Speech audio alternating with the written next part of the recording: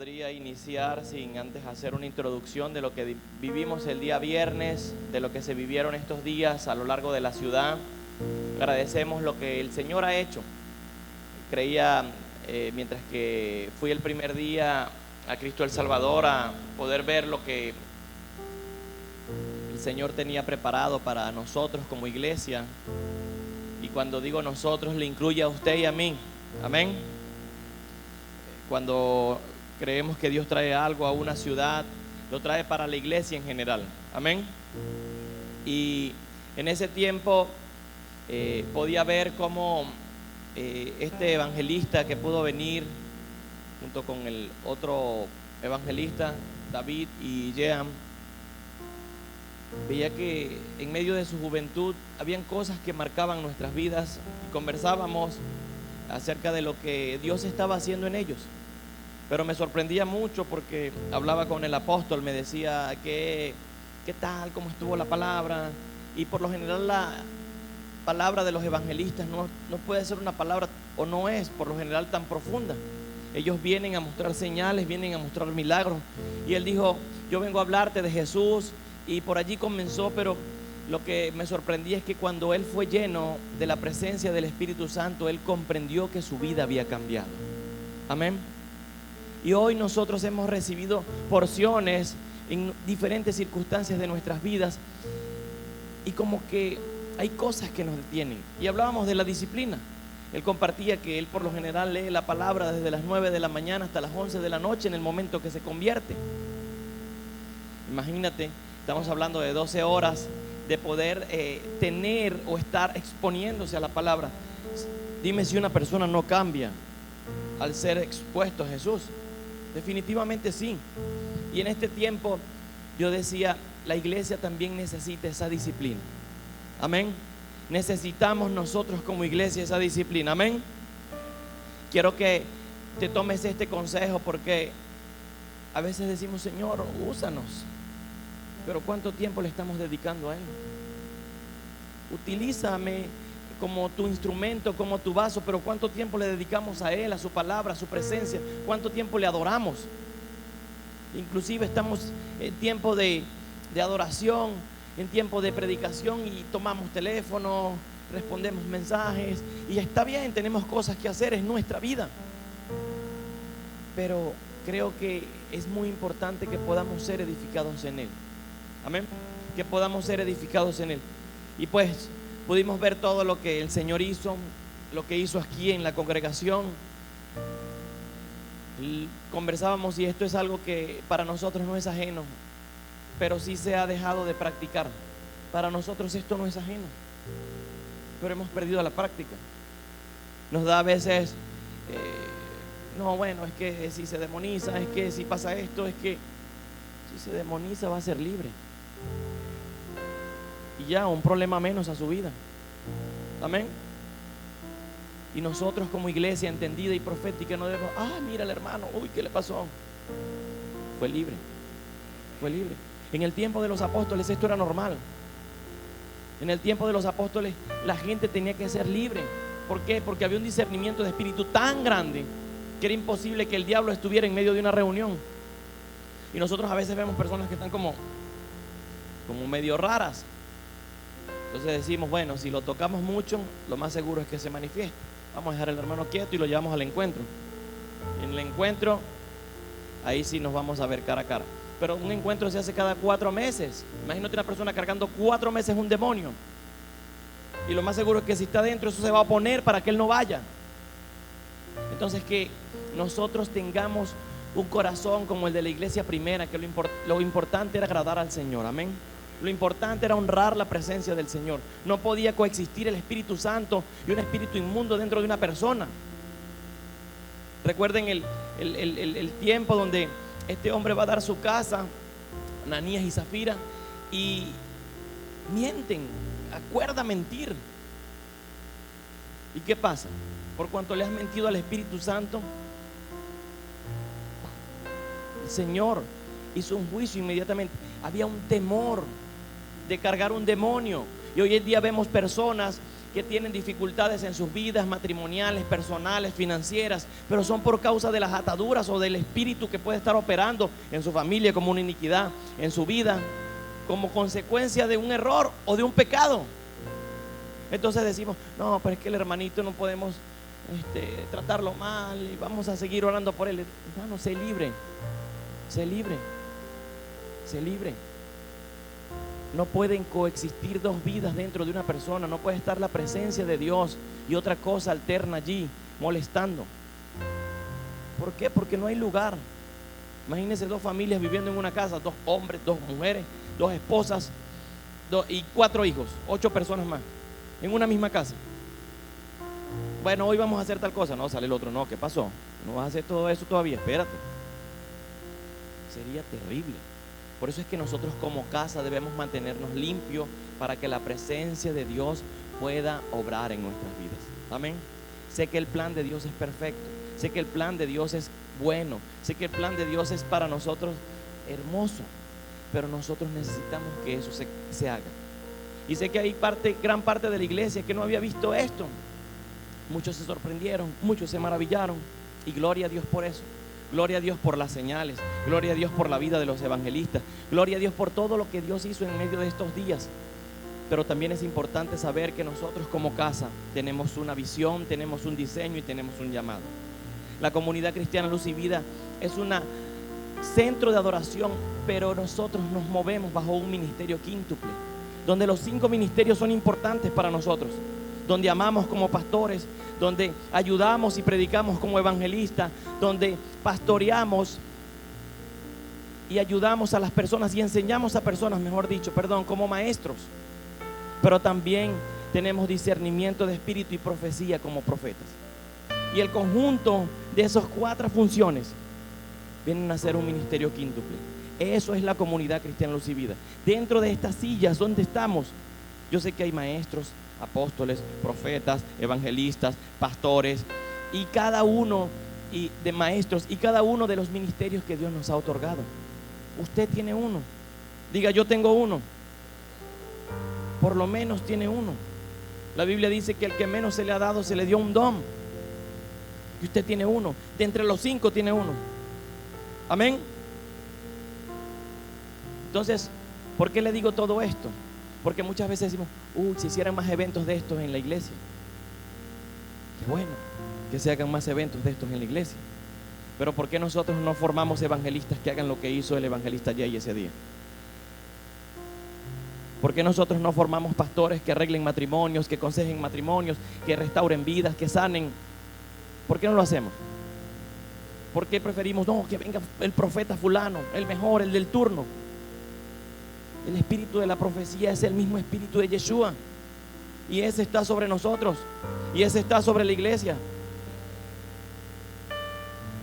Pero necesitamos eso. El maestro de los maestros fue el Señor. Y nosotros agradecemos todo eso. Ahora, todo esto es muy importante y lo dejé como introducción. No traía introducción, dije, la introducción va a ser esto. Y es importante que nosotros podamos comprender, ama a la iglesia local con tu don y tu ministerio.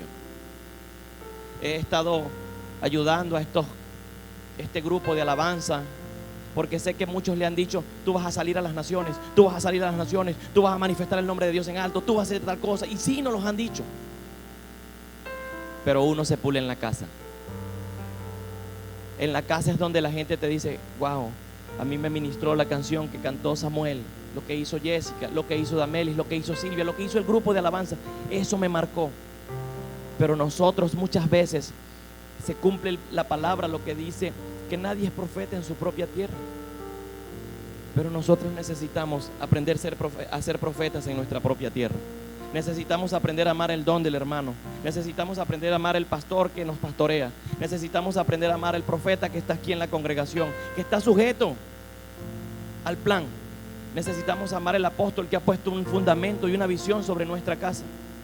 Pero a veces amamos más otras cosas sin saber lo que nosotros tenemos. Nosotros tenemos una identidad en Cristo. Amén. Denle un fuerte aplauso al Señor.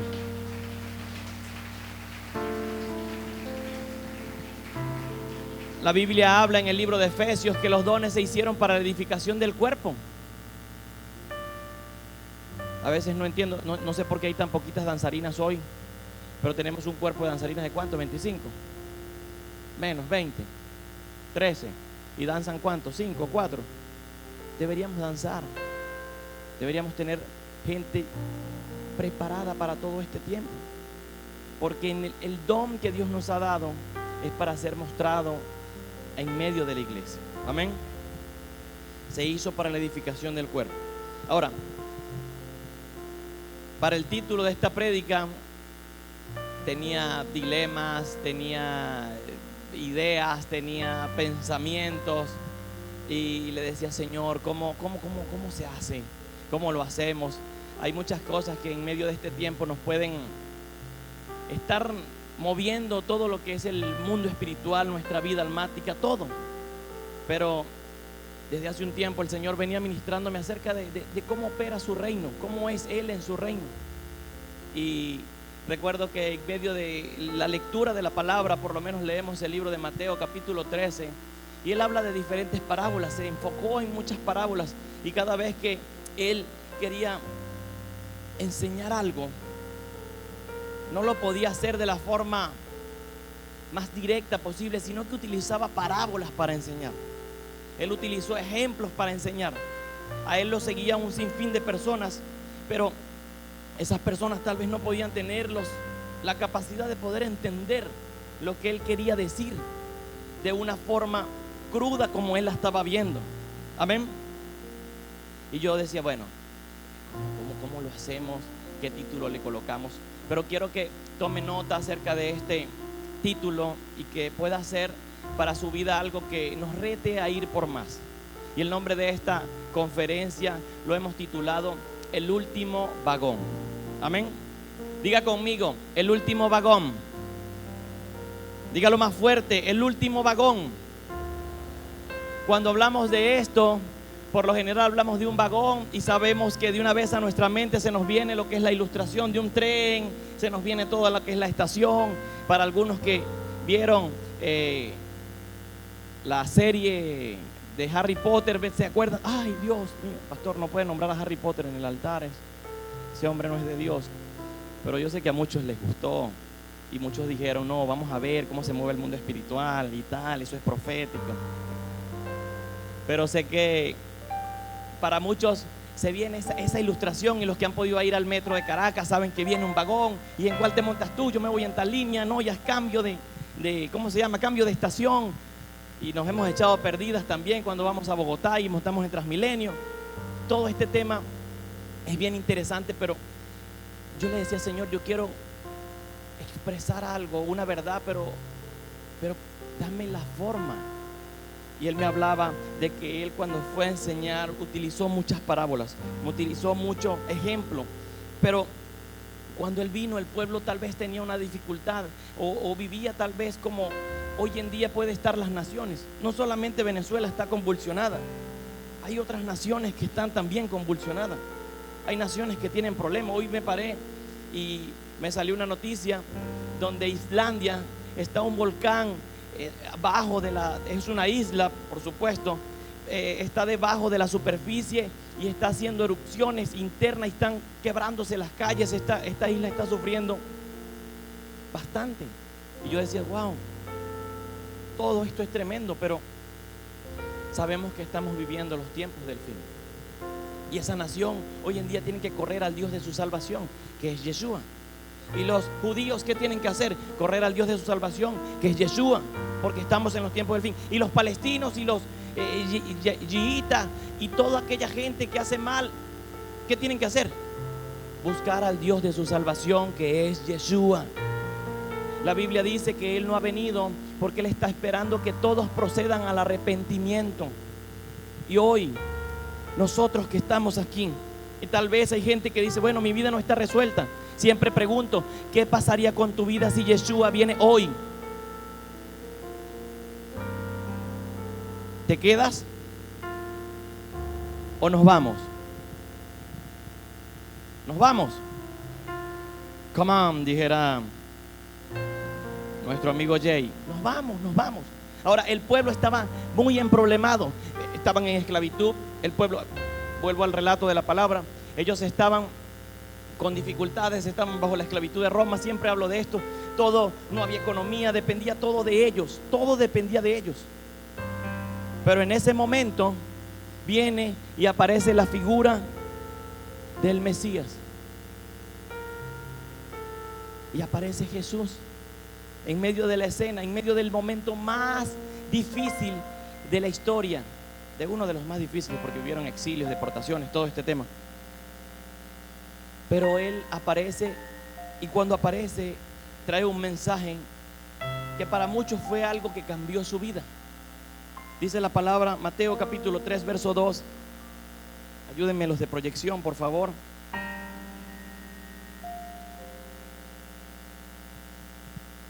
Dice la palabra que cuando nosotros nos damos cuenta cómo fue el ministerio de Él, vemos que Jesús fue el mejor de los apóstoles, el mejor de los maestros, el mejor de los pastores, el mejor de los evangelistas. Me falta uno. Y el mejor de los profetas. Él fue, Él lo fue. Él lo es, mejor dicho. No lo fue, Él lo es. Corrijo. Pero en medio de todo esto, yo considero que Él en más de una ocasión le diría al Padre: Señor, enséñame a cómo mostrarle lo que quiero expresar. Porque su palabra dice que cuando Él llegó, su primer mensaje después de ser bautizado fue: arrepentidos y convertidos, porque el reino de los cielos se ha acercado. Esta versión dice: arrepiéntanse porque el reino de los cielos está cerca. El reino de los cielos se ha acercado. Y cuando Él viene, trae ese mensaje. Ahora, era una persona físicamente, pero Él viene y dice: yo traje un reino. Ahora, tema difícil. Como un maestro le corresponde enseñar, siendo uno que con Él carga un reino. Y es allí donde Jesús usó muchas parábolas. El primer mensaje que Él utiliza es para traer un reino a la tierra. Diga: un reino a la tierra. Entonces la gente se sorprendió. La gente se maravillaba. Lleva. ¿Qué autoridad tiene este hombre? ¿Cómo enseña? Y en más de una ocasión Él enseña y habla acerca de todo lo que Él tenía que manifestar. Pero Él siempre decía: el reino de los cielos es como una red que tiene muchos peces y después que se llena. Y empieza a hablar. El reino de los cielos es como el sembrador que salió a sembrar. El reino de los cielos. Y Él hace ilustraciones acerca de lo que es el reino de los cielos. Él empieza a hablar acerca de lo que es el reino de los cielos en más de una ocasión, pero utilizó muchas ilustraciones. Y creo que durante la etapa más cumbre de su ministerio, Él trató de entender, de explicar eso. Por lo menos al grupo de 12 de los apóstoles, Él se lo trató de enseñar. Él le trató de decir: ¿saben qué? Tienen que entender que el reino está aquí. Cuando yo muera, se van a consumar muchas cosas, pero yo ya traje el reino. Y ya el reino en sí, Jesús viene, cuando se hace carne, viene a ser la confirmación de muchas cosas. Pero desde antes los profetas ya habían anunciado un reino. Desde antes ya vemos que Elías se va en vida hacia un reino. Enoc fue transportado. Señales y milagros. Descendía fuego del cielo. ¿Desde dónde desciende? Y un reino ya estaba establecido sobre la tierra. En el momento en que Él traspasa y se inmola, su reino vino consigo. Amén. Sé que es un poco complejo lo que estoy hablándole tal vez, pero voy a hacerle otra ilustración. Yeshua estaba en el Padre. La humanidad no tiene salvación. Él estaba en el Padre. La humanidad no tiene salvación. Mejor dicho, Él está en el Padre, pero en ese momento la Trinidad estaba completa, estaba compactado. Él viene, el hombre cae en pecado, todo se congestiona y se convulsiona. Y cuando se convulsiona todo, ahí es donde Él necesita entrar en escena. ¿Cómo se arregla la humanidad de nuevo? El Padre no puede entrar. El Espíritu accionaba, pero necesitaba que el Espíritu obraba, pero necesitaba que el verbo, la acción de todo viniese. Y Él pasa de una dimensión a otra, de la dimensión de lo no creado a lo creado, de la dimensión de lo que no se, aún no puedo decir de lo invisible, porque lo invisible es creado. Dios existe por siempre. Él es eterno. Se me ocurrió una brillante idea un día en una célula de decir: si tienen alguna pregunta, pueden hacerla. Estaba una niña y dice: ¿quién creó a Dios? ¿Y cuántos años tiene? Dios mío, se me fueron como 50 minutos tratando de explicar la eternidad y todo el tema. Y dije: no hago más preguntas. Preguntas respecto al tema, digo yo. Pero esto es interesante porque Dios existe desde siempre. Él es eterno. Pero cuando todos tenían una misma posición, estaban apretaditos, cuando Él pasa a la creación, Él se marca, dice: inmolado, tú le das en la concordancia y dice: aquel que lleva señales de que ha sido marcado para algo. Él se inmola antes de la fundación del mundo. Él viene a arreglar el problema de la humanidad. Ahora, imagínate a Jesús en su primer discurso hablando acerca del reino y tratando de explicar que Él venía desde lo que no existía. Y por eso es que siempre trató de decir: arrepentidos y convertidos, porque el reino de los cielos se ha acercado. Él trajo un reino consigo y trató de explicarlo. Quiero que esto esa predicación, esa enseñanza, eso que se empezó a hablar, no había sido manifestado por nadie hasta ese punto, porque nadie había tenido tanta claridad para poder enseñar esto. ¿Quién lo podía hacer? El que lo era, el que lo traía. Entonces, el mensaje entero o completo era que el reino de los cielos venía a la tierra. Quiero que vaya al Salmos capítulo 19, verso 5. Verso 1, mejor dicho. ¿Por qué? Porque ese mensaje ha sido grabado aún en la creación. El mensaje que Dios ha hablado, lo que usted y yo conocemos, que Él iba a enviar a su Hijo a la salvación por la humanidad, ese es un mensaje que ya había sido grabado en los cielos. Y el Salmo capítulo 19 dice, yo lo voy a leer desde mi versión, usted puede ir aquí por la nueva versión internacional, creo que es esta, la mía es BTX 4, dice: los cielos cuentan la gloria de Dios y el firmamento muestra la obra de sus manos. Verso 2, día tras día vierte su mensaje. ¿Qué vierte día tras día? ¿Qué vierte día tras día? ¿Quién? Los cielos. ¿Quién vierte el mensaje? Los cielos. Los cielos cuentan la gloria de Dios. O sea que los cielos están hablando. Quiero que tenga una mentalidad profética en este momento para que comprenda lo que quiero decirle. Los cielos cuentan la gloria de Dios y el firmamento muestra la obra de sus manos. Día tras día vierte un mensaje y de noche tras noche da a conocer sabiduría. Verso 3, no hay lenguaje ni idioma en que la voz de ellos pueda ser oída. Su trazo llega a toda la tierra y sus palabras hasta los confines del orbe. En ellos puso un tabernáculo para el sol. ¿Cómo se come esto? Dios dejó el mensaje de todo lo que era el plan eterno descrito en los cielos. Por eso es que dice: los cielos cuentan la gloria de Dios y el firmamento muestra la obra de su mensaje. Dice, pero no se hizo ni idioma ni lengua para que esto pueda ser hablado, oído. No hay idioma. Entonces, ahora me imagino al Señor Yeshua tratando de expresar lo que Él sabía con palabras normales y naturales. Dígame si no es difícil. ¿Es difícil o no es difícil? Imagínate que te toca explicarle física a un niño de recién habla, mi hija Eliet, 3 años, que no sabe más nada. Ese era lo que le correspondía a él. Era sumamente complejo poder expresar una verdad tan fuerte a un pueblo que tenía dificultades, que estaban pensando en comer, estaban pensando en correr, estaban pensando en huir, pero estaban esclavizados. Él viene y trae eso porque este mensaje estuvo tal vez allí, o ha estado allí, mejor dicho. Si usted se da cuenta, la Biblia nos menciona cuando Abraham va a salir de su tierra. Génesis, busque la Biblia, 4ª edición, dice que Abraham, su papá Taré, le dijo: ve y sigue la estrella. La palabra estrella viene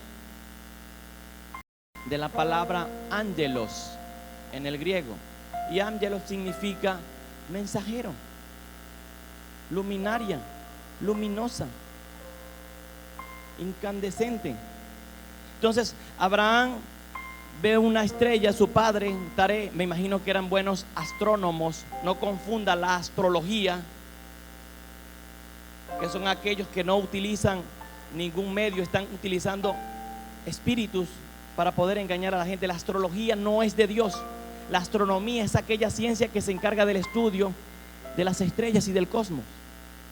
Pero yo me imagino que el papá de Abraham, Taré, era un buen astrónomo y comprendía lo que estaba allí, y comprendió lo que Dios le había dicho: sal de tu tierra y de tu pariente. Y dice que la estrella le guió hasta la tierra donde él iba. Más adelante sigo explicándole el tema. Abraham dice que el Señor, un día está él, después de la promesa que le había dicho, y que le dice: Abraham, sal de tu tienda. ¿Y qué le muestra? ¿Qué le muestra? Las estrellas. Y le dice: así va a ser tu descendencia. Dios, en más de una ocasión, para manifestar su mensaje, los hombres entendían lo que estaba escrito en ese pizarrón. Hay una versión que dice que el cielo es un pizarrón donde Dios ha escrito todo. Ahora, el Señor Yeshua viene a traer un mensaje.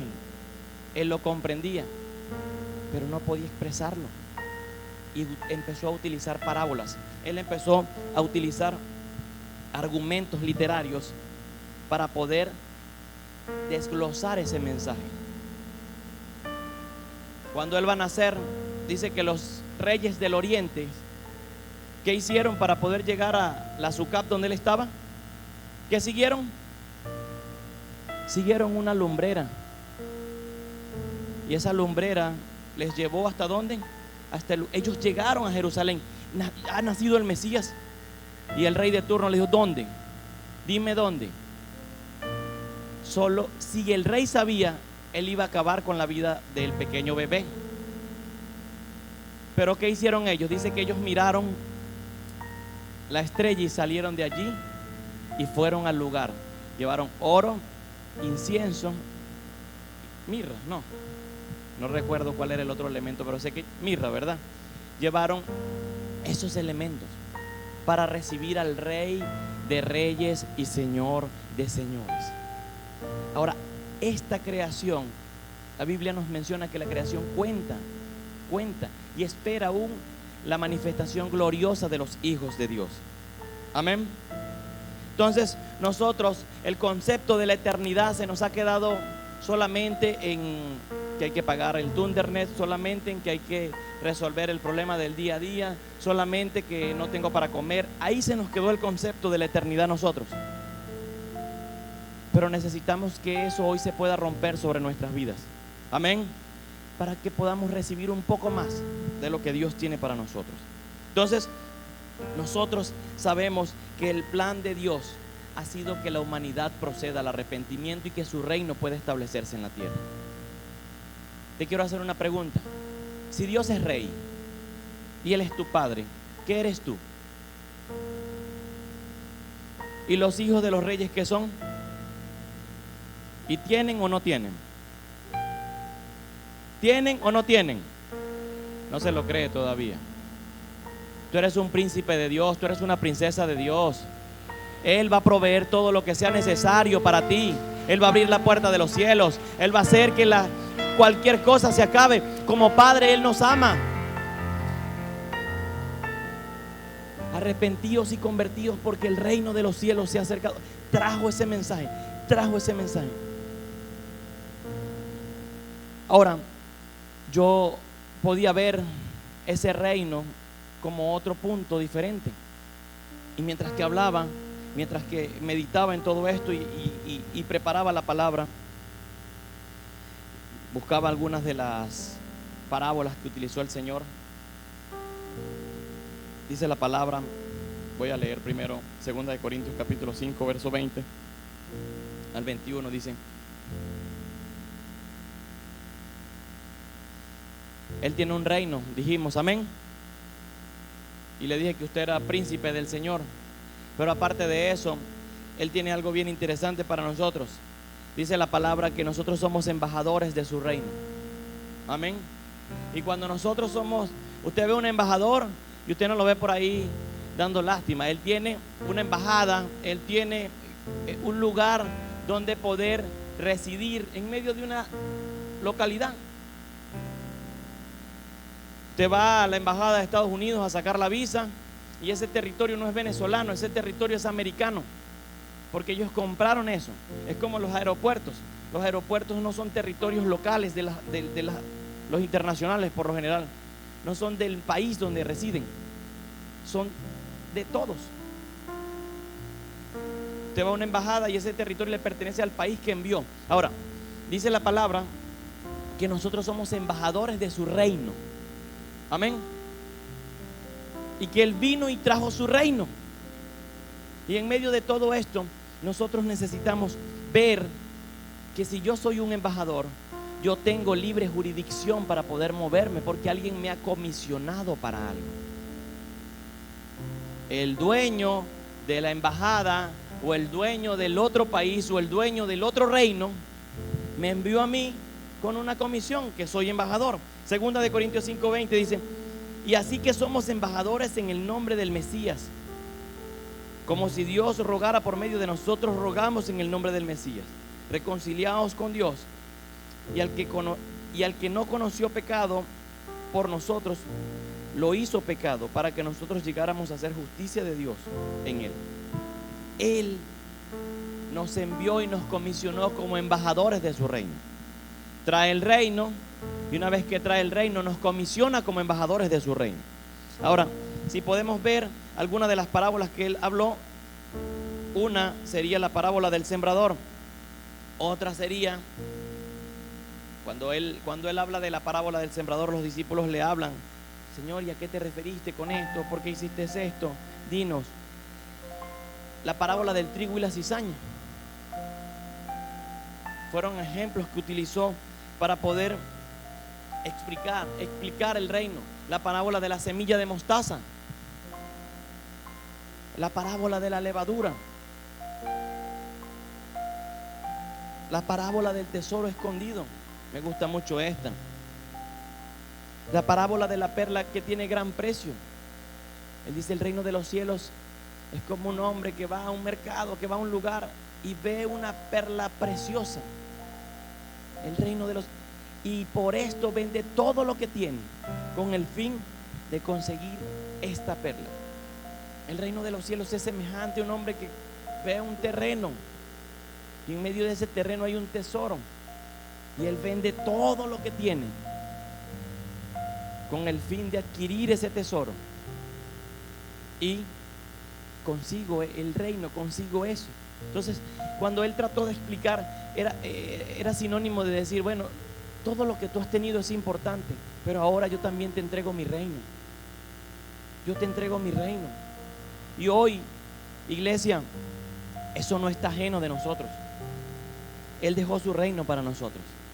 Él dejó su reino para ti. Tú eres embajador de su reino. Tú eres un príncipe de su reino. Y necesitamos actuar y obrar como tal. Si usted ve, los príncipes por lo general andan bien arregladitos, bien vestiditos. Tienen aún personas que le enseñan cómo moverse, cómo andar, cómo caminar, cómo dirigirse. Nosotros necesitamos entender que somos embajadores de un reino. Cuando usted ve un embajador, esta persona anda representando a una nación. Y si usted es un embajador del cielo, usted anda representando al cielo aquí en la tierra. Por eso es que del Señor se habla y se habló siempre maravillas. Dice, qué autoridad, cómo enseña, qué tremendo, cómo los demonios se sujetan. La gente se maravillaba con lo que Él hacía, con lo que Él enseñaba. Entonces, creo que cuando Dios trae su reino, también lo trae, pero lo trae para poder darnos comisiones. Diga conmigo, Dios me dio una comisión. Y si recuerda el título, ¿cómo se llama? ¿Cómo se llama el título? Entonces cuando Dios, yo le decía, Señor, entonces en este tiempo, si hubiesen trenes, yo podría ejemplificar, o tú fueses podido ejemplificar el reino de Dios de una forma diferente. Y para mí, mientras que estaba adorando y haciendo este tiempo, yo podía ver el reino de los cielos como una estación de tren. Como una estación de tren donde en medio de cada tren que puede ir y venir, personas como usted y como yo abordamos. Cada vagón contiene comisiones, contiene asignaciones, contiene destinos proféticos para las personas, para tu vida. Tal vez hoy en día tú dices, pero es que sobre mi vida no ha pasado nada. Pero te puedo decir que no puedes estar montado en el vagón que te corresponde, que no puedes estar, sino que estás fuera de la estación del tren. Y yo podía ver que en medio de esta estación hay un capitán, hay un director, hay una persona que rige todo esto. Pero, y es el mismo Dios, es el mismo Padre, Hijo y Espíritu. Pero cada uno de los vagones nos llevan a nosotros a lugares y a destinos que tiene asignado para nuestras vidas. Amén. Y veía cómo nace la iglesia en el libro de Hechos. Y mientras que veía todo esto, podía observar que así pasa con nuestras vidas. Somos producto de que nos montamos tras una palabra, vagón, tras una promesa, vagón, tras una asignación, vagón, tras una comisión, y Dios nos lleva de un lugar a otro y te dice, aquí vas a hacer otra cosa. Te bajas en la estación, esperas direcciones y te montas en otro. Pero en medio de esa estación también podía haber algo. Hay gente que por diferentes circunstancias no toma los vagones. Hay gente que por diferentes circunstancias se queda en el andén, en la parada, y pasa. Y en ocasiones nosotros a veces como pastores le decimos a la gente, vamos, vamos, este es tu tiempo, este es tu año. Tenemos que hacer cosas mayores que las del año anterior. Tenemos que renunciar a esto, tenemos que mejorar esto. Y la gente se queda, pero este es el año donde nosotros vamos a poder hacer cosas mayores.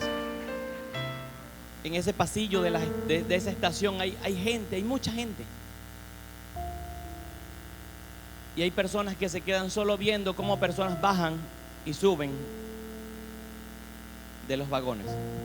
Hay personas que tal vez dicen, pero es que a mí nunca me han tomado en cuenta.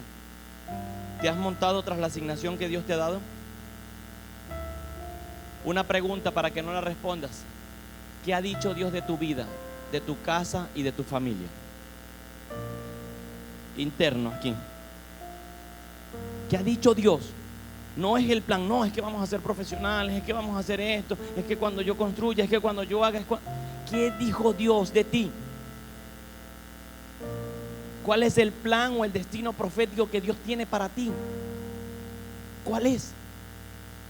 Y hay personas que sí reconocen algo, tienen un pequeño discernimiento de algo que Dios ha dicho y se montan en un vagón, se montan en un tren y llegan a otro punto. Y quiero leer algunos ejemplos. Hay otras personas que bajan y suben. Hay personas que se quedan en los pasillos de la estación viendo cómo personas bajan y suben. Hay personas que pierden el vagón. Llegaron, pero llegaron ¿qué? Tarde. Ese era mi tren. Y hemos escuchado a personas, ¿por qué llamaron a fulano? Estaba en el tiempo y en el momento preciso para montarse en el tren.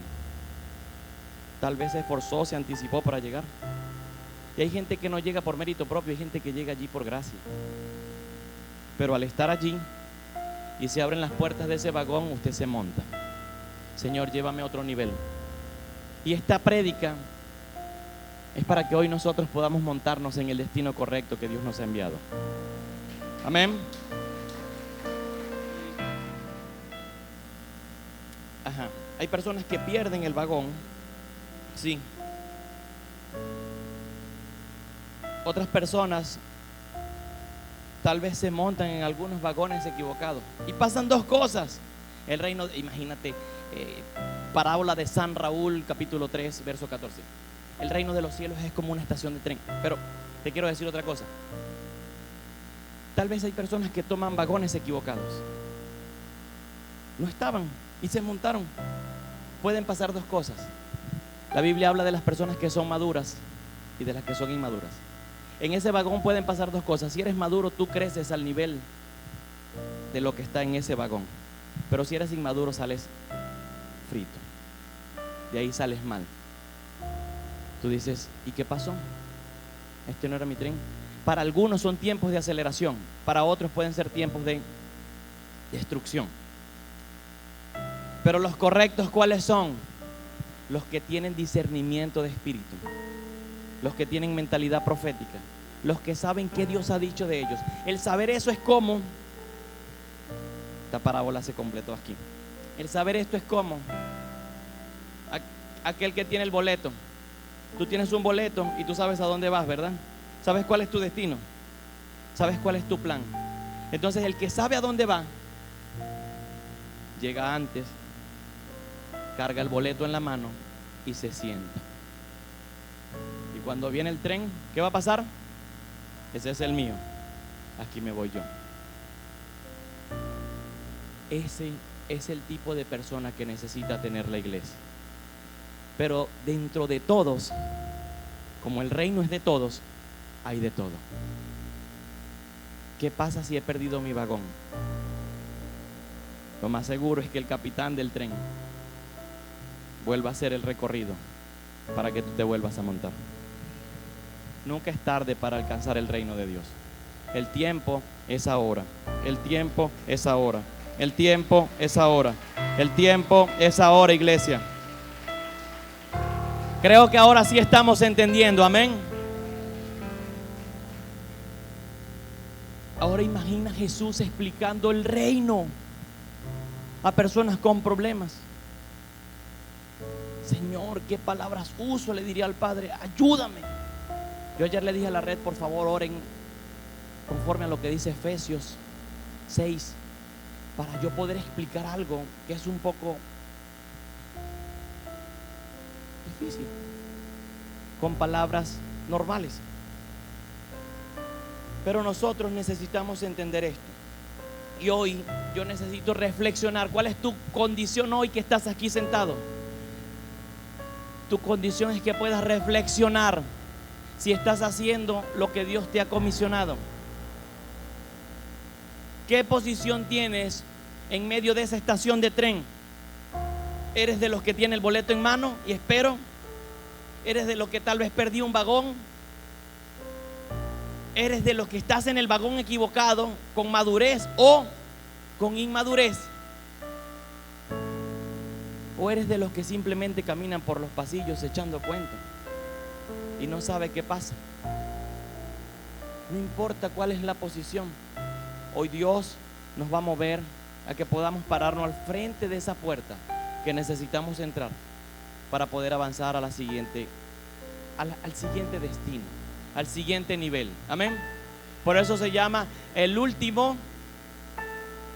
Cuando esa puerta se abra en tu espíritu, tú tienes que entrar, porque ese será el fin para cosas que tal vez han pasado drásticas sobre tu vida.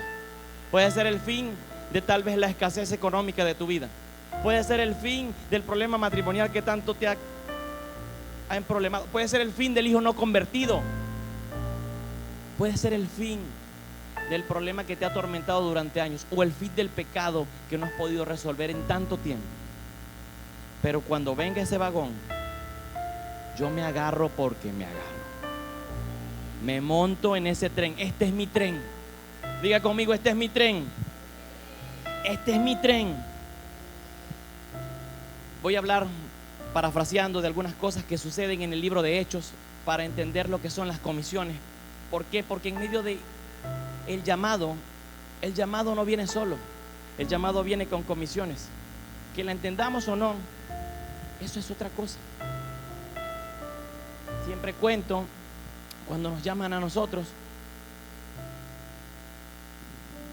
super 27 años yo, 26 mi esposa, y recuerdo que en ese momento que nos llaman, estamos planificando boda, súper contentos, y ya la boda de por sí era un estrés por todo lo que era la inversión económica, por todo lo que era este tema, finiquitando detalles. Me casaba 7 de octubre por civil, 10 de octubre por congregación, iglesia, y recuerdo que el 4, el apóstol, estamos en una fiesta y llega y nos para y nos dice, ¿cómo va todo?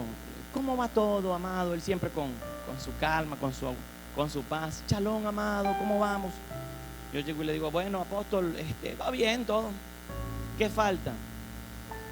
No, todo está resuelto, le digo yo. Gracias a Dios todo está resuelto, todo está cubierto, todo esperando el día. Qué bien que ya resolviste todo, me alegro mucho.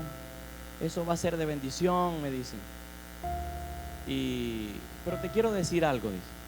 Llama a los pastores Dulce, y cuando hizo eso, yo dije, ay, aquí pasó algo. Estábamos en un cumpleaños. Yo le había dicho a los pastores Dulce que yo me quería como un año de pausa. Dije, busqué mi verso bíblico, la Biblia dice que el que va a la guerra, así, yo me casé, dame el año. Y Leiro estaba, el año sabático, y Leiro estaba en el ministerio infantil, yo con los jóvenes, apóstol, vamos. Entonces, bueno, van a hablar de eso. De repente Jackie me dice, mira, he estado orando por los pastores de la red de Zabulón. Ya cuando, este no es el tema, dije yo. Este hombre me está montando en un vagón y me dice, he estado orando por esto, y bueno, le he preguntado a los pastores, y pues en oración hemos tomado la decisión de que tú puedas ser, junto a tu esposa, los nuevos pastores de la red de Zabulón. De Zabulón. Dije Zabulón. Zabulón. Entonces yo me fui así, estaba una pared cerca y yo di como 2 pasos, así como casi que cuando el chino me tumba el día ese, el coreano, y ahí dije, ay, Dios mío. Pasé como 2 días sin comer, no proclamé ayuno, los nervios me empezaron a, mío, ¿qué es esto? Tanta gente adulta en esa red, yo soy el más nuevo. O sea, empezaron a pasar un sinfín de cosas sobre mi mente y yo dije, qué locura. Entonces después me llamó como a los 2 días, ¿cómo te has sentido? Y yo, súper bien, casi muerto. Y me dice, pero de todos modos, si tú quieres, mírala, y esto es muy fuerte para ti, no la tomes. Hay gente que la quiere, hay gente que está esperando que los nombremos pastores. Yo llegué y le dije, no, bueno, así tampoco. Siempre le he dicho al Señor que quiero ser cabeza y no cola. Y eso era una honra que Dios me estaba dando. Pero eso marcó nuestras vidas. Y en ese momento yo le había dicho de joven, me convertí a los 21, 2, 20 y tantos, no sé. No llevo cuenta, siempre mi esposa es la que lleva los números. Pero cuando me convertí, yo le dije, Señor, úsame, te entrego mi vida, yo quiero cambiar, haz con mi vida como tú quieras. Y recuerdo que cuando pasé esos 2 días sin comer, él me dijo, tú me dijiste que querías hacer como yo quisiera, ¿no vas a aceptarme? Y eso bastó para mí como una confirmación. Yo le dije, no, bueno, yo acepto, por las buenas, así como tú estás diciendo, yo acepto. Pero fue difícil. Entro a la primera reunión de pastores, todos eran mayores que yo, todos súper ungidos por apóstoles, por profetas, 50 escuelas, todo el mundo, veían en el espíritu. Y yo entro como a un salón de clases de primer grado. Solo sabía decir shalom, shalom, shalom. Pero yo nunca comprendía que el llamado consigo trae comisión. Diga conmigo, el llamado consigo trae comisión. Hay gente que viene a la iglesia y dice: ay, yo voy a la iglesia. ¿Y qué haces? Pues nada. Eso se tiene que romper. El fruto que Dios te ha dado es para ser usado en la iglesia, en tu casa y en tu familia. No te quedes con el fruto.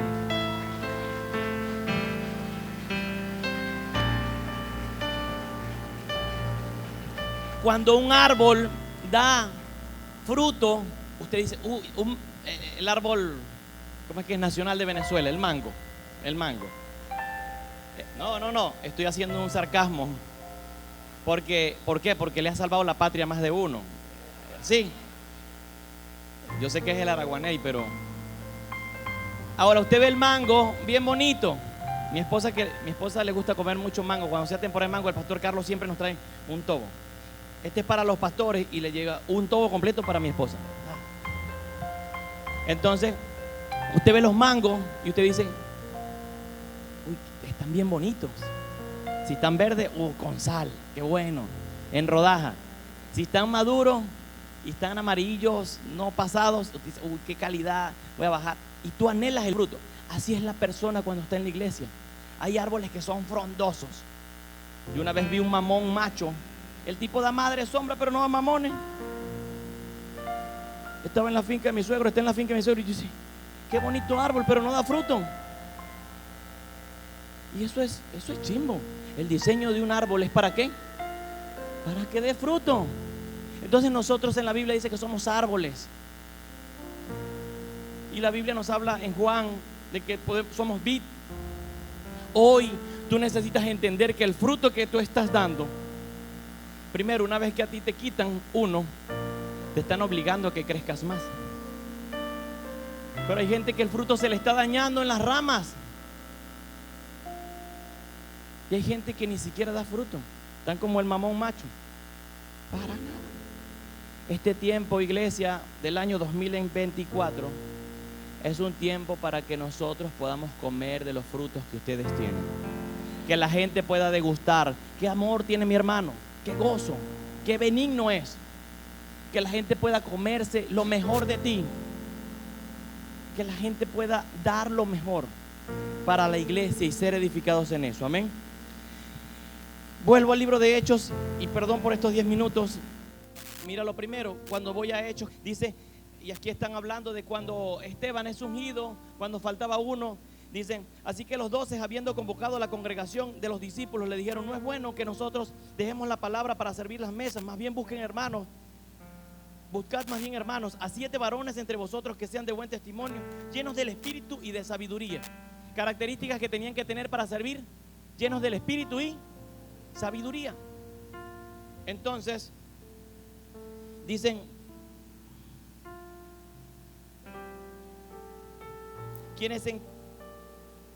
a quienes encarguemos esta función. Verso 4: y nosotros nos dedicaremos a la oración, al ministerio de la palabra.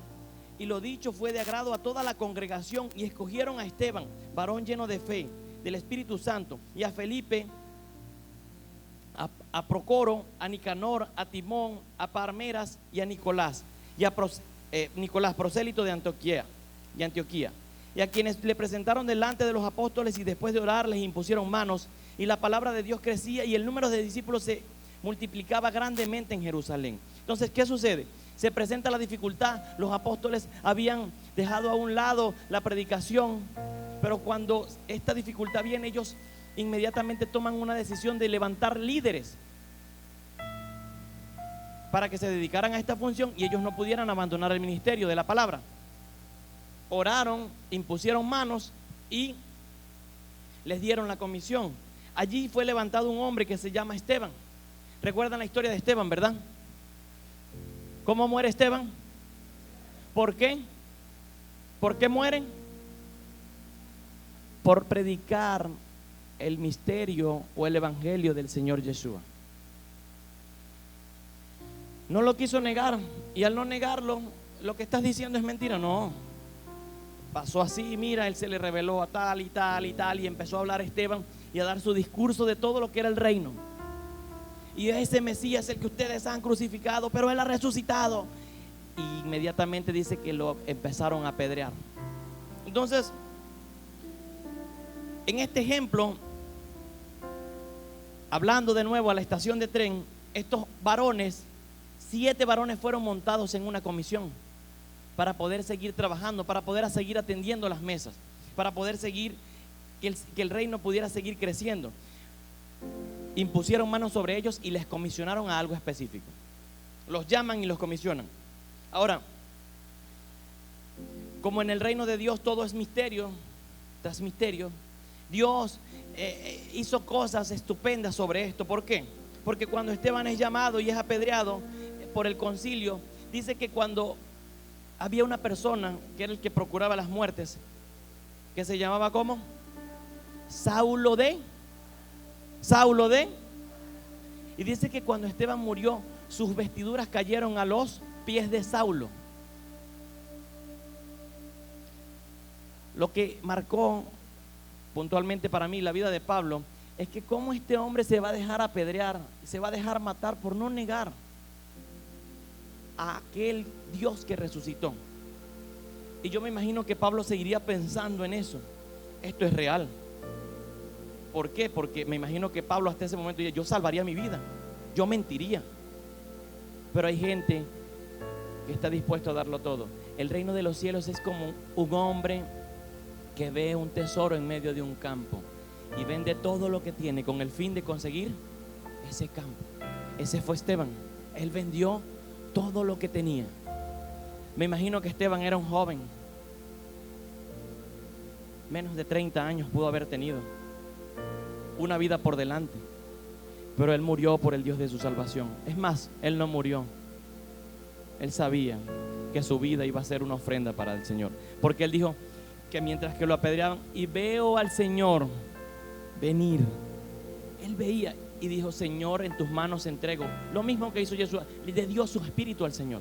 Estoy parafraseando, pero quiero que entiendas esto. ¿Por qué? Porque Saulo en ese momento quedó impactado por lo que pasó en ese lugar. Y esas vestiduras representaron para Pablo el tiquete o el boleto para él poder ser comisionado en algo. Te quiero hacer una consulta. Hay personas que han invertido tiempo en tu vida, pastores, líderes. Hay personas que han orado por ti, y tal vez esas personas en diferentes circunstancias de tu vida te han dado palabras, tiquete, boleto, pasajes. Y muchas veces esa palabra, en vez de ser usada, es guardada. Y nosotros decimos: pero es que sobre mi vida no pasa nada, es que el pastor a mí no me ayuda, es que yo no tengo plata, es que a mí no me toman en cuenta. Y es que el boleto está aquí. Esteban, con sus vestiduras, dejó el tiquete para que Saulo no fuese más Saulo, sino que fuese Pablo. Yo quiero que medites en medio de este tiempo. Hechos 9:3. Y dice: y yendo a Damasco, conversión de Pablo, de repente resplandeció alrededor de él una luz del cielo, y cayó en tierra, y oyó una voz que le decía: Saulo, Saulo, ¿por qué me persigues? ¿Quién eres?, dijo él. Soy Yeshua. Eso cambió la vida de Pablo. Pablo queda ciego, nadie ve la visión, andaban hombres con él, nadie ve lo que pasó.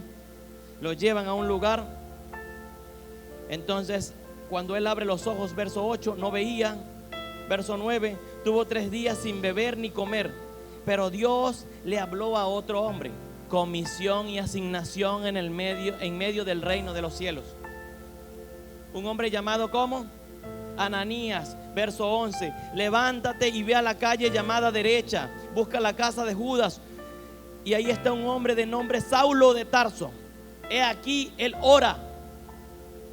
Yo me imagino la vida de Ananías, que el que los andaba persiguiendo para matarlo, el Señor le dice ahora: ve y búscalo. Ananías inmediatamente exclamó: Señor, ¿cómo así? Me imagino que el Señor reprenda al diablo. ¿Cómo me vas a mandar para allá? ¿Por qué? Me va a matar, me va a matar. Este nos anda matando. Y dicen: entra e imponle manos para que recobre la vista. El tiempo de Hechos no ha terminado, porque esta es la iglesia postrera. Este es el tiempo postrero. Este es el tiempo donde impondremos manos y los enfermos serán sanados, para que él recobre la vista. Ananías respondió: he aquí, he oído mucho acerca de este hombre, cuántos males le ha hecho a los santos en Jerusalén. Santos, apartado, comisionado. No es santo de que era un yesito por ahí. Y aquí tiene autoridad sobre los principales sacerdotes para atar e invocar, para atar a todos los que invocan tu nombre. Verso 15: pero el Señor le dijo: ve, porque instrumento de elección me es para llevar mi nombre delante de las naciones, también de reyes y de los hijos de Israel, porque yo le mostraré cuánto tiene que padecer por causa de mi nombre. Ve, Ananías. El 80% de lo que está en el Nuevo Testamento, 85%, lo escribió ese hombre que se llama Pablo. Hoy en día la doctrina que usted y yo leemos acerca del reino es paulina. Si Ananías no va a la casa de este hombre, tal vez Saulo no recobre nunca la vista. Pero nosotros tenemos que tener la valentía que tuvo Ananías, que cuando Dios nos da una dirección, por muy difícil que sea para nosotros, eso representaba la vida de Ananías. Si estoy escuchando lo que no es, ¿y si me matan? ¿Y si me matan? Pero él se levantó y fue. ¿Tenía temor? ¿Sí o no? ¿Tenía miedo? ¿Lo podrían matar? Habían personas que estaban escoltando a Saulo. Nadie sabía que Saulo estaba en ese momento convertido, o sea que había escolta. Imagínate, un cristiano en ese momento era reconocido. ¿Por qué? Por su vestimenta, su forma de hablar. Cuando Pedro niega al Señor, lo reconocen por cómo es. Él se viste igual, él habla igual, él hace tal. Ananías, al pasar por ese cerco de guardias, estaba peligrando su vida. Era una comisión difícil. Hoy en día no se habla de Ananías, se habla de Pablo. Pero Ananías le entregó también asignación a Pablo en ese momento. Pablo recobra su vista. Él se convierte en un instrumento para Dios, para la extensión de su reino. Pero es importante entender que nosotros somos instrumentos en manos de Dios. Somos instrumentos. Dios nos va a usar como quiere, cuando quiere y donde quiere. Amén. La comisión siempre va a traer responsabilidades. Es difícil. Va a ser muy, muy difícil. Estamos leyendo un libro. Quiero que mi esposa me acompañe. Dele un fuerte aplauso al Señor por la vida de mi esposa. Ella no va a predicar, va a leer un testimonio de un libro. Le dije: ayúdame a leer, porque estamos leyendo un libro que se llama La Voz de los Mártires. Sé que muchos lo han leído, ¿sí? ¿Cuántos han leído La Voz de los Mártires? Iglesia, hay que leer más. Sí. Es importante. Aló. Y en medio de esto son personas que no decidieron nunca negar la fe en el Señor. Y esto pasó año 84. O sea, no es que estamos hablando 70. No estamos hablando de los 2000 años atrás. En el 70, ¿cuántos son del 70? Por allí. Ok.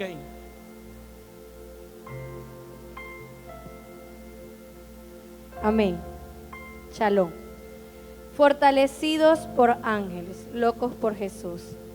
Año 1970, Unión Soviética, 18 años de edad, Iván Moisés. Aunque nunca antes había estado allí, el joven Moisés, conocido como Vanía, sabía muy bien lo que esperaba en la oficina del comandante. Los comunistas no cesaban de citarlo para que se presentara en el cuartel general con el fin de platicar con él y ver si podían reeducarlo y convencerlo de que negara su fe en Dios. Era la hora del almuerzo y el sol resplandecía en el cielo azul y la nieve alrededor parecía brillar. Moisés aprovechó para alabar a Dios por este tiempo que podía pasar a solas, orando y cantando. Mientras caminaba a lo largo de la acera cubierta de nieve, era una mañana tan esplendorosa que al principio Moisés no lo notó. Pero de pronto sus ojos lo percataron. Una estrella brillante comenzó a caer desde el cielo. Su apariencia era como la de un cometa y se acercaba haciéndose cada vez más grande. Levantó la vista para ver un ángel estaba sobre él, resplandeciente y poderoso. El corazón de Moisés se inundó de gozo y temor. El ángel no descendió a tierra por completo, sino que se mantuvo suspendido en el aire, como a unos 200 metros sobre la tierra. El ángel caminaba en el aire como si estuviera siguiendo el mismo camino que Moisés. Y entonces el ángel habló: no temas ir, Iván, yo estaré contigo. Iván no pudo emitir palabra alguna, pero el gozo que sentía era como un fuego en su interior. De alguna manera logró llegar a la oficina del comandante Gidenko y tocó en la puerta suavemente. El comandante Gidenko, que ocupaba el primer puesto en el comité de instrucción política, levantó la vista al entrar el joven soldado. Iván había sido interrogado una y otra vez por muchos hombres y nunca se retractó de su creencia. Y aún así, Gidenko estaba seguro que podía resolver este problema. Moisés, tú no tienes cara de ser un mal estudiante. Entonces, ¿por qué no estás aprendiendo las respuestas correctas?, preguntó el superior. A veces hay diferencia entre la respuesta correcta y la verdadera, respondió Iván. A veces Dios no me permite que mis respuestas sean las correctas. Entonces Dios habla contigo. ¿Y quién es este Dios el cual hablas? Tan pronto hubo terminado de hacer la pregunta, Gidenko se arrepintió de haberla hecho. Iván se inclinó hacia adelante en su silla, con el rostro resplandeciente de gozo ante la oportunidad de poder compartir su fe. Señor, Él es quien creó todo el universo. Él ama al hombre y envió a su Hijo. Sí, interrumpió Gidenko, conozco las enseñanzas cristianas. Pero ¿qué tiene que ver todo eso con ser un soldado? ¿Es que no estás de acuerdo con las enseñanzas del glorioso ejército rojo? No, Señor. Pero tú no aceptas los principios del ateísmo científico sobre las cuales está fundamentado el Estado soviético y el poder militar del ejército. No puedo aceptar aquello que no es cierto. Todo lo demás lo acepto con mucho gusto. Moisés, nadie puede probar la existencia de Dios. Aún los sacerdotes y pastores están de acuerdo con esto. Señor, es posible que hablen sobre él, no poder probar la existencia de Dios, pero no hay duda alguna de poder conocerle. Él está conmigo aquí, ahora mismo, en esta habitación. Antes de llegar aquí, Él envió un ángel para animarme. Gidenko se fijó en Iván detenidamente y por fin se expresó con cierto aire de cansancio. Siento mucho, Moisés, que no quieras entrar en razón. Lo único que tu persistencia hará por ti es causarte molestia. Sin embargo, a través de los años ha sido mi experiencia que hombres como tú entran en razón después de un poco de disciplina. Voy a ordenar que esta noche, después del toque de queda, permanezcas de pies en medio de la calle y allí permanecerás hasta que estés dispuesto de reconsiderar esa tontería sobre el dialogar con Dios y con ángeles. Y ante el hecho de que la temperatura posiblemente llegue a los 13 grados bajo cero, espero que por tu propio bienestar procedas con rapidez y decidas comenzar a actuar con sensatez. Mañana tú y yo juntos decidiremos sobre la implementación de un plan de reeducación política para tu persona. Quedas despedido. Gidenco esperaba que Moisés titubeara, que volviera a reconsiderar su actitud, pero en vez de eso, el joven enderezó los hombros y se dirigió calladamente hacia la puerta. Soldado Moisés. Cuando el soldado se volteó hacia él, Gidenco percató que estaba un poco pálido. Había comprendido cabalmente la orden. Obedecerás mis órdenes usando el uniforme de verano, eso es todo. Esa noche, mientras el clarín sonaba, Iván se dirigía hacia las escaleras del cuartel y descendió por ellas hasta encontrarse en la calle cubierta de nieve. Retrocedió ante el fuerte golpe de viento helado que hizo arder con dolor sus orejas y humedeció sus ojos. El liviano uniforme de verano de nada le servía ante el cortante frío. Echó un vistazo a su reloj y esta marcaba 1 minuto después de las 10 de la noche. Esa noche tendría bastante tiempo disponible para orar, pero por primera vez desde que ingresó al ejército soviético, la oración no se hizo fácil. Comenzó a preocuparse. ¿Podría permanecer allí de pie durante toda la noche? ¿Y que si lo colgaban moriría? ¿Y que si congelaba moriría? ¿Permitirían los superiores que muriera congelado? ¿Y qué sucedería por causa del intenso frío? ¿Se rendía y cedía a sus demandas? Las interrogantes inundaron su mente hasta sentirse mareado. Reconoció que debía pensar en algo diferente y fue entonces cuando se acordó del ángel que lo había visitado durante las horas de la mañana. El ángel le había dicho: no temas, Iván, yo estaré contigo. De pronto reconoció que las palabras del ángel se referían a esta misma noche. Y aunque ya no podía verlo, Moisés estaba confiado en que la presencia del ángel aún lo acompañaba. Y comenzó a orar fervientemente. Eran las 2:30 de la madrugada cuando un crujir sobre la nieve lo distrajo. Envuelto en sus abrigos con sombreros y fuertes botas, se acercaban lentamente a él 3 oficiales del ejército. ¿Has cambiado de opinión, soldado Moisés? ¿Estás listo para entrar en el cuartel y calentarte junto a nosotros? No, camarada oficial. Aunque mi mayor deseo es entrar y retirarme a dormir, no lo puedo hacer. Nunca podré estar de acuerdo con quedarme callado con respecto a mi Dios. Aún en la débil luz, Moisés podía ver que los oficiales estaban confundidos y asombrados. ¿Cómo podía tolerar tanto frío? ¿Pretendes permanecer aquí toda la noche? No veo ninguna otra posibilidad. Y además, Dios es quien me ayuda. Iván examinó sus manos, estaban frías pero no demasiadas. Aún podía moverse con facilidad los dedos de sus pies, era un milagro. Miró a los oficiales y se percató que a pesar de sus pesados abrigos temblaban de frío. Estos no podían permanecer quietos y golpeaban el suelo con los pies y daban palmadas, mostrando con gran impaciencia por regresar al calor del cuartel. De aquí a 1 hora cambiarás de opinión, murmuró el primer oficial mientras se alejaba rápidamente.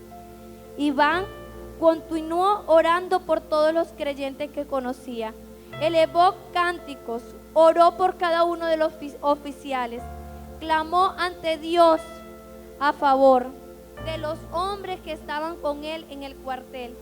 Pero gradualmente su mente parecía estar flotando en algún sitio fuera de su cabeza. Aunque lo intentó con vehemencia, la oración lo eludía.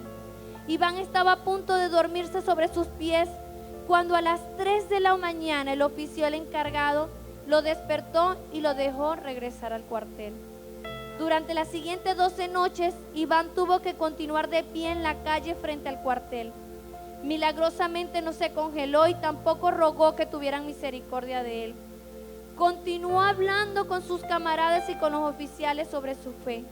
Y a pesar de que estaba estrictamente prohibido, cantaba en medio del cuartel sobre la gloria de Jesucristo.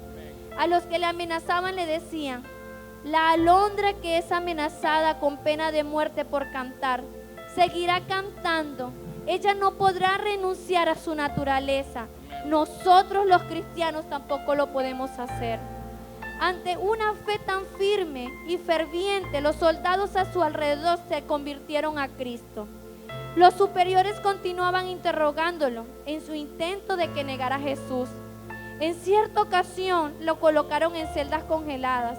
Lo hacían vestir un traje de goma especial, el cual llenaba de aire hasta que sus pechos estaban comprimidos que casi no podía respirar. A la edad de 20 años, Iván estaba seguro de que los comunistas lo matarían. El 11 de julio de 1972, Iván escribió a sus padres diciendo: no me volverán a ver. Y procedió a escribir una visión del cielo y de ángeles que Dios había enviado para fortalecerlo en preparación para la prueba final. Algunos días después, los padres de Iván recibieron el cuerpo muerto de su hijo. La evidencia mostraba que había sido apuñalado 6 veces cerca del corazón. Tenía lesiones en la cabeza y alrededor de la boca. Todo su cuerpo estaba marcado por golpes recibidos y al final de todo fue ahogado. El coronel Malsin, su comandante, dijo: Moisés murió con dificultad, peleó con la muerte misma, pero murió como un cristiano. El padre de este héroe cristiano dice lo siguiente en una carta que recibimos: permita Dios que esta flor viviente que entregó la fragancia de su juventud sobre la cruz sirva como ejemplo para todos los jóvenes fieles y que ellos amen a Jesús tanto como lo amó nuestros hijos. Carta de Vanía a sus padres, escrita el 15 de junio de 1972. Mis queridos padres, el Señor me ha mostrado el camino y he decidido tomarlo. Ahora tendré que enfrentarme a mayores y severas batallas como nunca antes, pero no las temo. Él va siempre conmigo. No lloren por mí, mis amados padres. Amo a Jesús más que a mí mismo. Le obedezco a pesar de que mi cuerpo a veces teme o no desee sufrir todo lo que vendrá. Hago esto porque no valoro mi vida tanto como la valoro a Él. Y no procuraré hacer mi voluntad, sino que seguiré donde quiera que el Señor me guíe. Él dice: ve, y yo voy. No se queden apenados si esta es la última carta de su hijo. Porque yo mismo, cuando veo y escribo visiones y escucho cómo los ángeles hablan y velan, estoy asombrado y aún no puedo creer que Vanía, su hijo, hable con ángeles. Yo también he cometido pecados y fallas, pero a través del sufrimiento el Señor los ha quitado por completo. Y ahora no vivo ahora no vivo como yo quisiera vivir, sino como Él quiere vivir.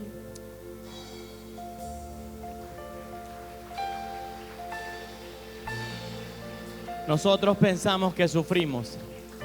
Hay gente que decide dar su vida por Dios.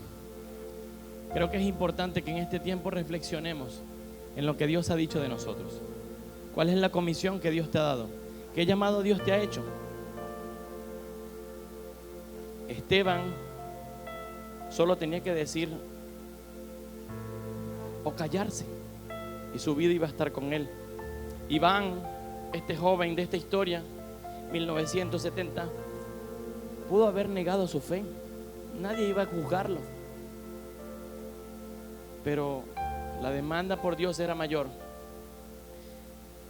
Nosotros necesitamos comprender esto. Creemos que con lo que tenemos, es que estoy muy full, es que estoy muy cansado. Va a llegar un momento que no nos vamos a poder reunir en los últimos tiempos. Y el pastor Leo predicó que por causa de eso y de la maldad, el amor de muchos se enfriará. ¿Qué haremos? ¿Qué haremos? ¿Qué haremos? ¿Cuánto le das a Dios? Es que yo trabajo 12 horas.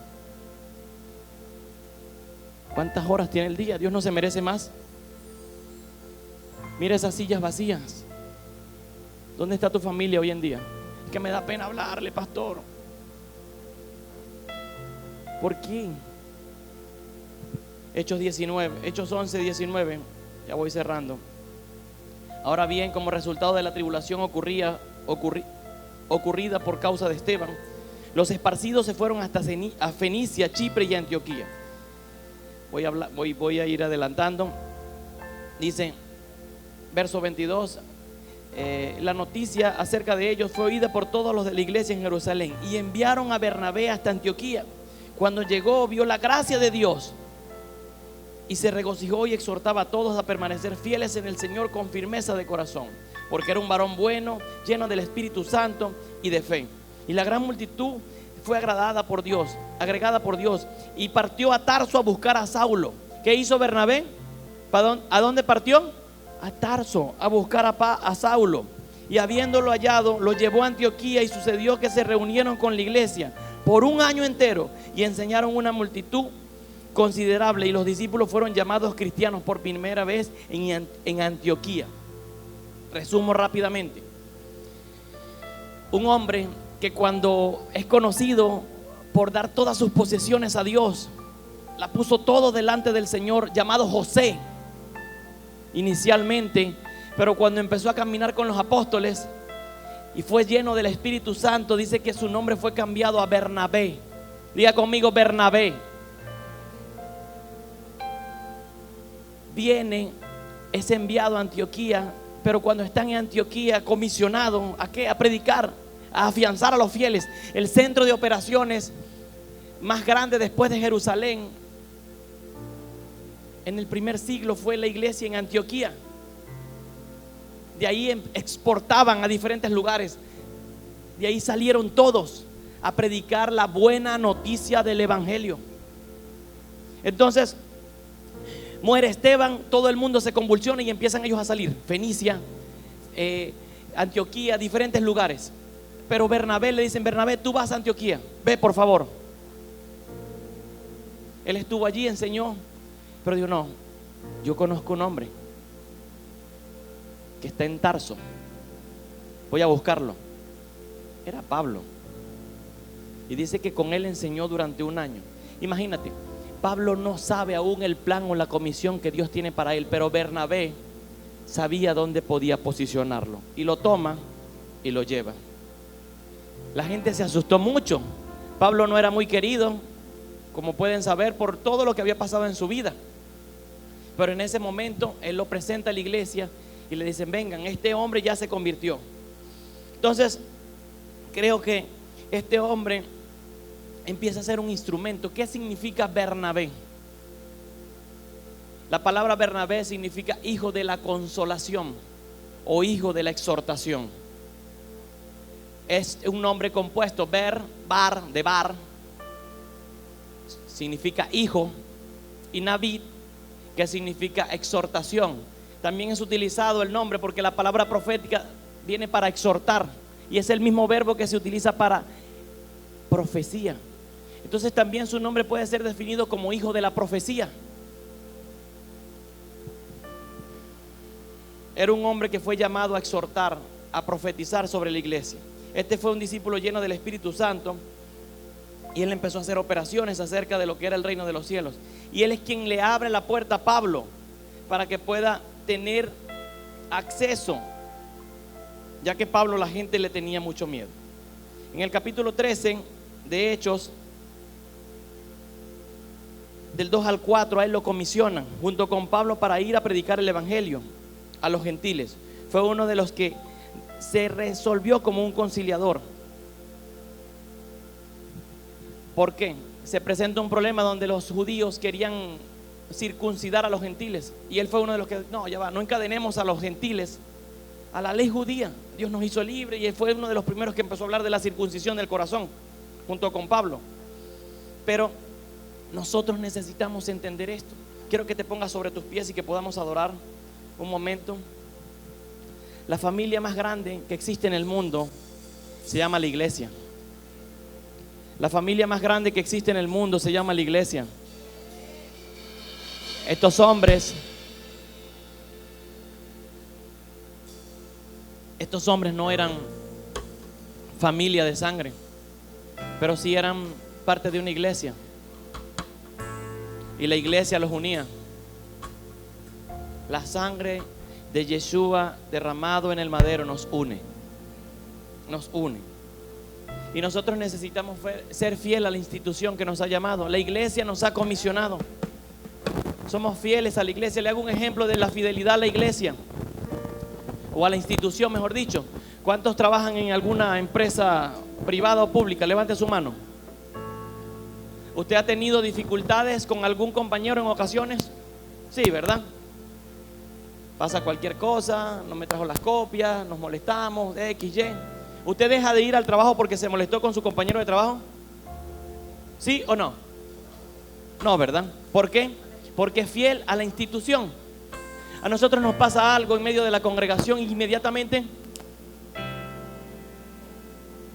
nos vamos. Ay, no, aquí no, me molesta, es que mira, a mí no me llamaron, es que no. No somos fieles a la institución. Quien nos ha comisionado y quien nos ha llamado es el Señor. Y Él ha dejado a su iglesia. Esta gente no tenía opciones. Más adelante Pablo habla de que Bernabé estuvo con Pedro durante un principio y empezó como a discutir. Ellos discutían, no eran perfectos. Pablo confrontó a Pedro en más de una ocasión, pero ellos entendían que eran una familia. La iglesia es la familia más grande que existe en el mundo. Nosotros hemos entendido esto. Ahora, yo creo que es importante que nosotros podamos entender todo esto. ¿Por qué? Porque en ocasiones nosotros mismos abandonamos el vagón en la estación que no nos corresponde. Nosotros abandonamos. Yo me bajo, vamos. No, yo me quedo aquí, no me digan más nada. Y se quedó el hermano, Epi, fulanito, no vino más a la iglesia. ¿Por qué? Se fue para donde fulano, le hablaron mal. Nunca, hay personas que se han ido que no sabemos ni por qué se han ido. Simplemente ya se fue. Y como Luz y Vida nosotros hemos tenido un error, que esas personas no las volvemos a llamar. No sabemos si es el transporte, no sabemos si se molestaron con alguien, no sabemos si alguien le hizo daño. Y hoy en día nosotros necesitamos preguntarle: ¿qué pasó? ¿Por qué te fuiste? No, es que el pastor me miró mal. ¿Cuál? No, vamos a hablar, ven, vamos a reconciliarnos. Bernabé era un hijo de la reconciliación. Él agarró a Pablo, a Saulo, y lo llevó hasta donde los apóstoles. Lo presentó en Jerusalén, lo llevó a Antioquía. Y nosotros necesitamos comprender esto. Somos unidos por la sangre de Yeshua. Él vino a traer un reino, amén, pero también vino a presentar a un padre. Aquí no hay huérfanos, todos somos hijos de un rey. La orfandad nos rompe, nos daña y nos hace errante. Por donde más sufrimos es en nuestros hogares. Por eso es que en medio de la familia actual hay tanta disfunción familiar. Por eso es que los padres fallan. Lo más roto en nuestra vida es la paternidad. Pero es importante y necesario que se levanten los Bernabé de este tiempo a reconciliar a los Saulos con el concilio, con la iglesia, a reconciliar las personas con su llamado.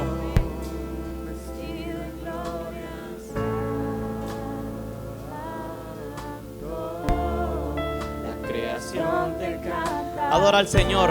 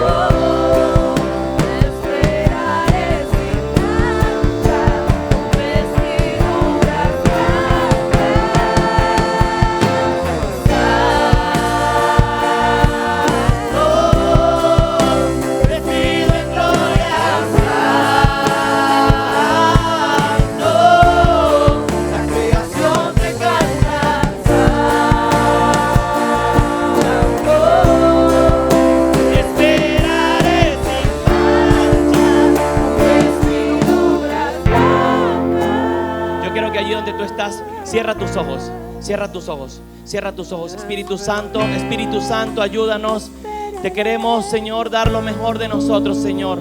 Cierra tus ojos. Si tienes a tu bebé, tómalo entre tus piernas. Cierra tus ojos, que hoy el cielo se va a abrir delante de ti. Hoy el cielo se va a abrir delante de ti. Hoy el cielo se va a abrir delante de ti. Señor, oramos, Señor, para que la comisión que has dicho de nosotros, los boletos que tienes para nosotros en medio de estos vagones, Señor, hoy puedan ser visibles, Señor. Se vean las puertas. Delante de ti hay puertas. Se abrieron puertas delante de ti. Algunos están viendo puertas doradas, algunos están viendo puertas de madera, algunos están viendo puertas blancas. Toma la cerradura de esa puerta. Pero en este tiempo es necesario que accedas. Accede, accede, accede, accede a lo que Dios ha dicho de ti. No abras tus ojos, no dejes que nadie te distraiga. Vestido en gloria, santo, la creación te canta, santo, esperaré sin mancha, no abras tus ojos, no abras tus ojos. Voy a hablarle a las personas que tal vez han perdido alguna oportunidad de sus vidas. Alguna oportunidad de sus vidas pasó. Pero Dios dice la palabra que es un Dios de oportunidades. Y a veces anhelamos, Señor, danos una segunda oportunidad. Pero hoy el Dios de las oportunidades está delante de ti. Hoy el Dios de las oportunidades está delante de ti, delante de tu esposo, delante de tu familia, trayendo una nueva oportunidad. Esa puerta te va a llevar a acceder a una siguiente etapa de tu vida, donde lo anterior quedó atrás. Quiero que visualices la puerta. Quiero que visualices la puerta. Que sea tu espíritu activado en este momento. Hay personas que detrás de la puerta van a ver una colina. Hay personas que detrás de la puerta van a ver un escritorio, mesas. Hay personas que aún detrás de la puerta van a ver casas, casas. Pero yo quiero que hoy puedas entrar a esa puerta. Otros van a montarse en el vagón del tren. Otros se van a montar en su vagón. Pero en este tiempo es importante que tú puedas entrar. Que tú puedas entrar. Y el que no ha podido, es importante que puedas ver tu boleto. Tienes el boleto en la mano. Tienes el boleto en la mano. Pero ese boleto te lleva a un destino con una comisión específica. La iglesia siempre va a ganar. La iglesia siempre va a ganar. La iglesia siempre va a ganar. La iglesia siempre va a ganar. La iglesia siempre va a ganar. Santo, vestida en gloria. Si estás viendo, dale gracias. Si estás viendo, dale gracias. Y si aún no ves, agradece.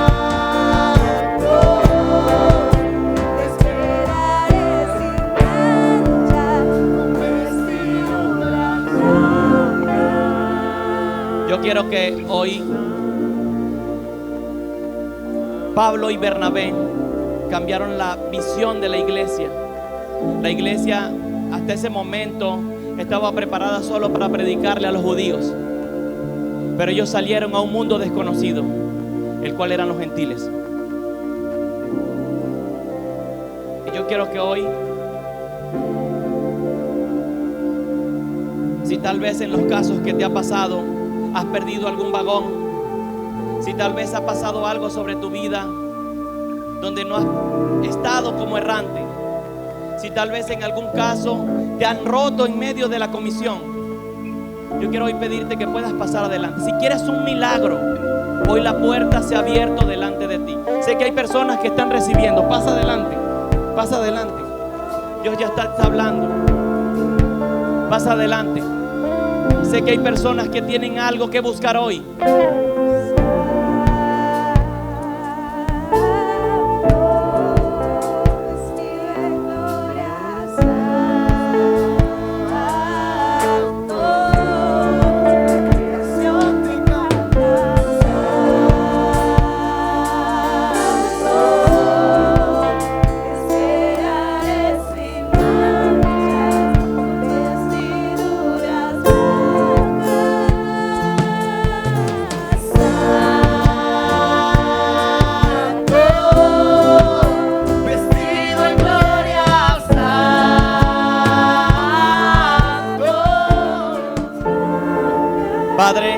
Hoy presentamos nuestras vidas delante de ti, Señor. Señor, úsanos como instrumentos, Señor, para la edificación de tu reino. Señor, no sabemos qué tenemos que hacer, no sabemos qué tenemos que pasar, pero tú sí tienes un plan en lo eterno escrito para cada uno de nosotros, Señor. Y hoy, Señor, queremos que eso que tú has escrito y que has dicho de nosotros, Señor, se pueda cumplir en nuestras vidas, Señor. Padre, te pedimos perdón cuando no hemos respondido a la comisión. Pedimos perdón cuando no hemos dado lo mejor de nosotros, Señor. Pedimos perdón cuando hemos sido personas que somos indolentes ante tu reino, cuando nos hemos beneficiado. Señor, hoy oramos, Señor, para que en medio de esto, que puede ser la grafía de tu reino, Señor, mis hermanos hoy puedan comisionarse. Señor, oramos para que ese vagón que está sobre sus vidas se puedan montar. Haya un tiempo de misericordia, haya un tiempo de amor, Señor. Haya un tiempo de amor, Señor. Haya un tiempo de perdón. Padre, en el nombre de Yeshua, oramos, Señor, para la comisión que tú tienes de mis hermanos se pueda cumplir. Padre, llévanos a más. Llévanos a más, llévanos a más, llévanos a más. Oramos aún para que los pastores, Señor, en medio de su comisión, de su asignación, Señor, de su llamado, Señor, esté con ellos, Señor, la confirmación de ti, Señor. Padres, ellos no han sido llamados por voluntad de hombre, Señor. Hemos sido llamados por tu Santo Espíritu, Señor. En el nombre poderoso de Yeshua. Pastores, sé que Dios le ha dado palabras específicas para cada una de estas personas. Comisión y llamado. Hoy vamos a activar comisiones y llamados. Hoy vamos a activar comisiones y llamados. Sé que algunos van a tener una, sé que algunos van a tener dos, sé que algunos van a tener muchas, pero este es el tiempo de que la iglesia sea activada en su llamado. Así que vamos a imponer las manos sobre ellos y vamos a orar para que el Señor pueda traer un nuevo tiempo,